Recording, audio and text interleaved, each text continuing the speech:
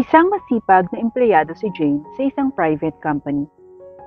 Mahirap lamang ang pinanggalingan niyang pamilya, kaya't simula pa noon ay talagang masipag ito sa kagustuhan niyang makaahon sila sa hirap. Simula nang makapagtapos ng pag-aaral at makapagtrabaho si Jane, ay nakakaraos na at mas maganda na ang buhay nila ngayon kaysa noon. Wow ate! Thank you ha! At may cellphone na rin ako ngayon. Manghang-manghang, sabi ng bunsong kapatid niya. Siyempre naman, di ba nag-promise si ate sa'yo? Pag sahod, ibibili kita ng cellphone. Kaya nga pa na yung overtime ko para dyan. Kaya ingatan mo yan ha. Nakangiting sabi niya sa kapatid. Oo naman ate, huwag kang mag-alala. Sagot nito. Naku Jane ha, baka mamihasa yung kapatid mo. Huwag kang bili ng mga gamit. Alam mo namang napakahirap ng buhay. Pasalamat din tayo anak. At may mais-ais na tayong buhay kahit papano. At meron tayong tinitirang bahay kahit upahan. At nakakakain din tayo ng maayos sa araw-araw. Dagdag pa yung nakakapag-aral na yung mga kapatid mo. At dahil yan sa iyo Jane. Salamat.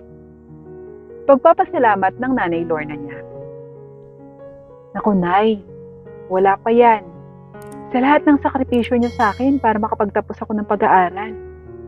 Kaya't salamat. Kaya't sinisipagan at ginagalingan ko po. Para mas malaki-laki pa po yung maipon natin nay. Sagot ni Jane. Nagyapusan naman ang mag-iina at nagpasalamat sa isa't isa. Kaagad namang naghanda ng kanilang hapunan si Nanay Lorna at nagsigang ito ng hipon na paborito ni Jane. Aba Nay, ang galing niyo pong bumawi at kuha-kuha niyo po talaga yung kiliti ko. Ang sarap naman ng sinigang hipon na to, ani Jane.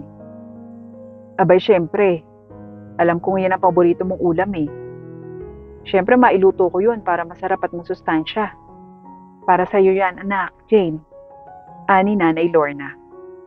Masaya silang kumain at nagkwentuhan habang kumakain ng marami. Halos umiikot lamang sa trabaho at bahay ang buhay ni Jane. Nang huling niligawan at nagpaligaw siya, ay noong high school pa nga siya. At iyon ay si Carlo. Isang pilyong lalaki na noong una pa nga ay kaaway niya dahil sa pang-asar nito sa kanya na nauwi rin naman sa pagkakagustuhan. Ang nakaraan. Andyan na pala si Jane. Jane na walang mata at kutis labanos. Pang-asar ni Carlo. Ano naman sa'yo na may malaking mata? Naiinggit ka lang siguro sa kulay ng balat ko. Minsan mag-koji ka rin para sa'yo yun. Sagot naman ni Jane. Iyoko nga, itong totoong kulay ko ba't babaguhin ko? Hindi naman ako katulad mo, Jane Labanos. Sabay tawa ng malakas ni Carlo. Buisit ka talaga, panira ka ng araw. Sigaw ni Jane. Bye Jane, see you mamaya. Pang-asar pa ni Carlo nang tumunog na ang bell para pumasok sa kani-kanilang classroom. Buisit talaga yung lalaking yan, walang magawa sa buhay. Sabi naman ni Jane sa kanyang sarili.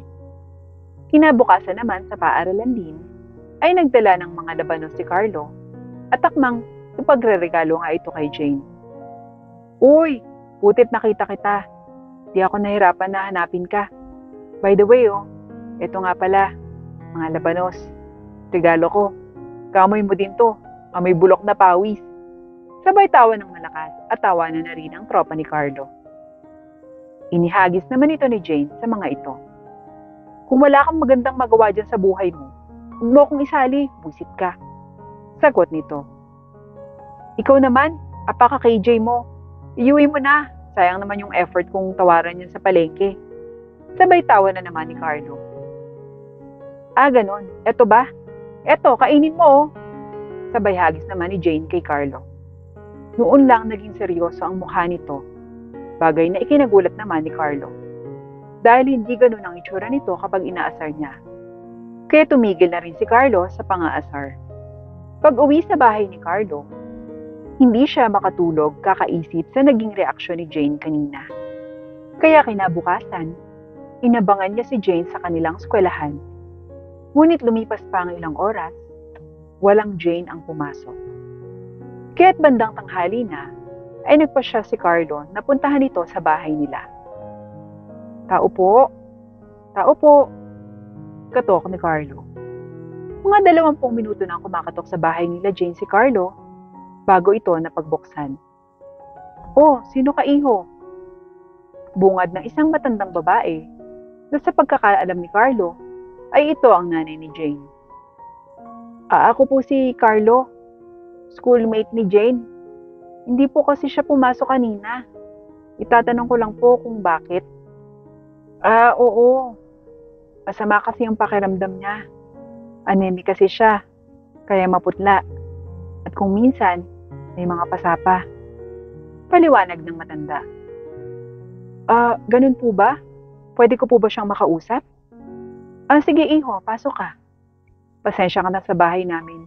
Magulo pa at maliit lang. Ani matanda. Okay lang po, walang kaso. Pinatuloy si Carlo ng matanda sa isang silid at nakita niyang nakahiga si Jane. Jane, patawad sa mga pang-asar ko sa iyo ha. Hindi ko alam na may anemia ka pala. Patawad talaga. Saad ni Carlo nang makita niya si Jane. Oo, pinapatawad na kita. Huwag mo na lang uulitin yon lalo na sa iba.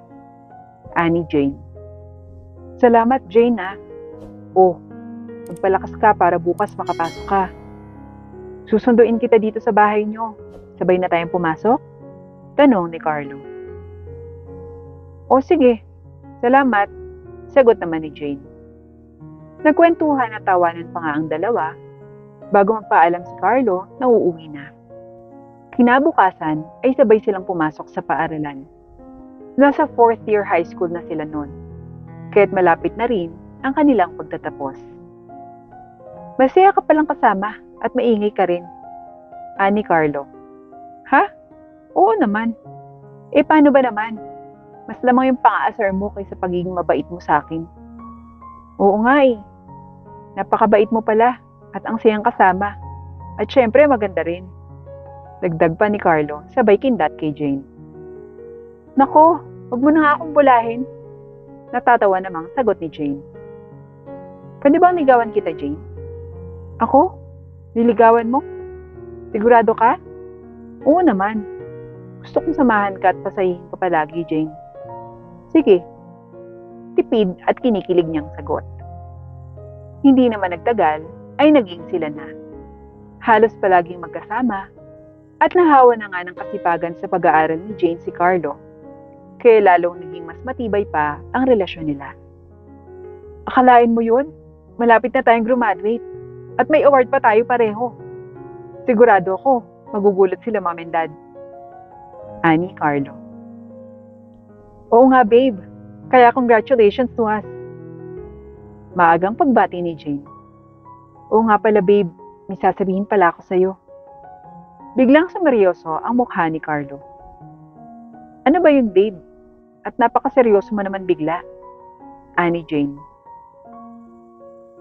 Si mommy at daddy kasi, plan nila na mag-aral ako sa US for college.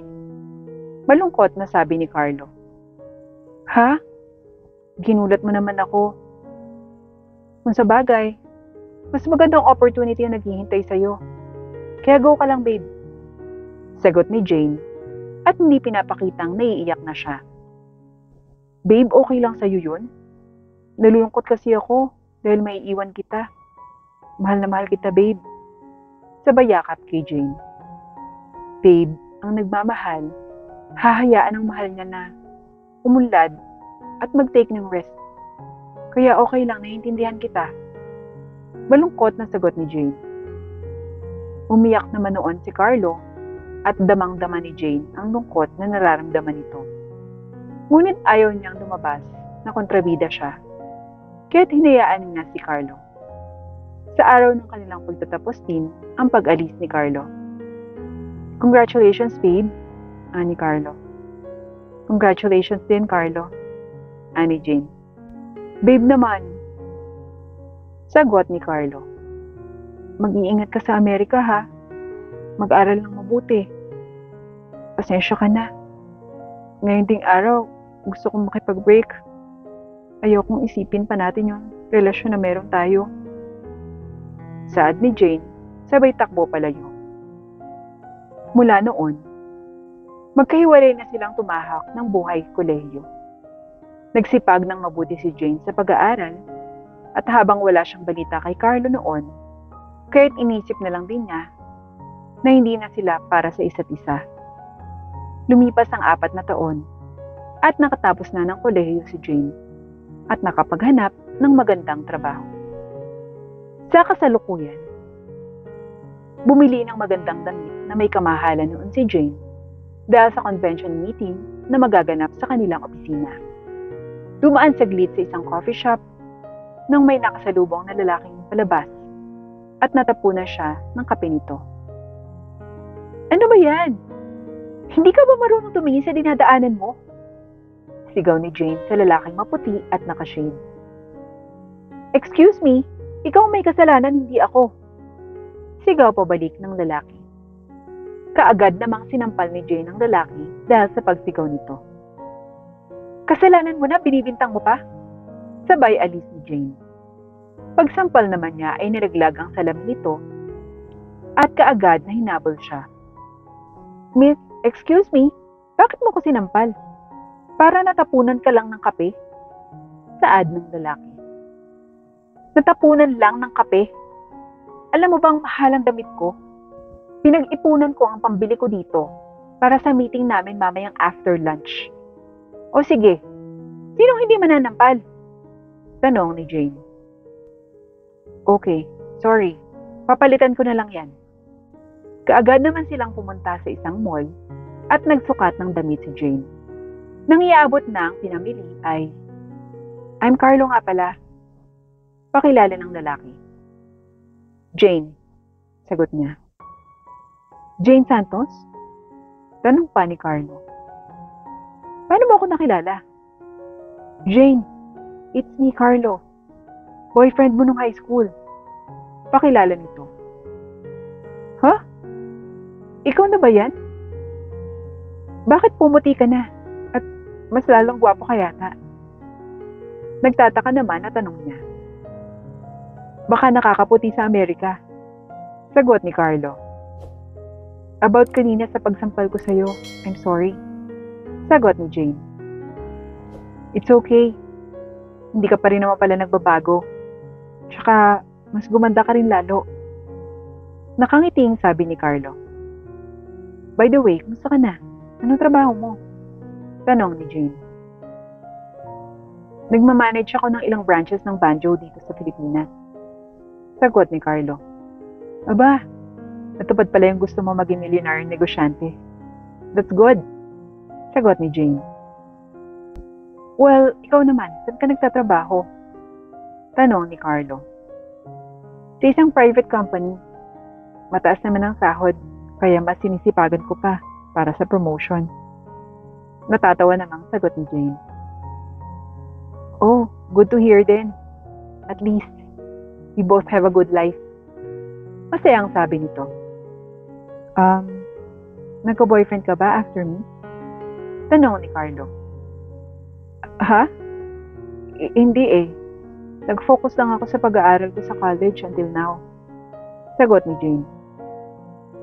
Ikaw? Sigurado, maraming Amerikano yung naging girlfriend mo. Sagot ni Jane. Ha? Hindi rin. After mo, nag-aaral na lang din ako mabuti. Ani Carlo. Oh, I see. Sagot ni Jane. So, pwede pala natin ituloy yung tinapos mong relasyon natin? Tanong ni Carlo na nakangiti. Huh? Ang bilis mo naman yata. Natatawang sagot ni Jane. Gusto ko tayo na. Sagot ni Carlo. Aba, ligawan mo naman ako. Natatawang sagot ni Jane. Sige na nga. I'll make you happier than we used to before. Nakangiting sabi ni Carlo. Let's see. By the way, may meeting ako ng 1. Tawagan mo na lang ako. Etong number ko. Ani Jane. Hatid na kita, babe. Babe ka agad? Naku! Sige na nga, hatid mo na ako. May 20 minutes na lang din ako. Ani Jane. At hinatid naman ni Carlo si Jane sa opisina.